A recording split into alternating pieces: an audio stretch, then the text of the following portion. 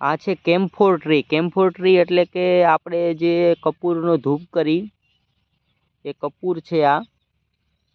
અને આમાંથી જ્યારે મોટું થશે ત્યારે તેનું આ જે સ્ટેમ તમને દેખાય છે તેને બાળવામાં આવે છે અને તેનો ધુમાડો કરી અને એની જે બાષ્પ હોય એ ઠારીને એમાંથી કપૂર બનાવવામાં આવે છે, જે આપણે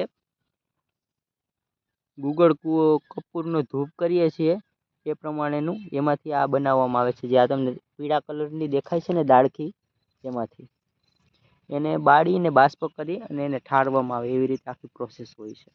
અને તમે કપૂરના પાંદ જોઈ શકો છો, જાંબુ જેવા પાંદ હશે અને કપૂરની તમને સુગંધ આવશે. તોડીને તમે મસળીને તમે સૂંઘો તો કપૂર જેવી સુગંધ પણ આવશે. અને આની ખાસિયત છે કે એની સ્ટેમ છે જે એ પીળાશ પડતી કેસરી કલરની હોય છે, તમે જોઈ શકો છો.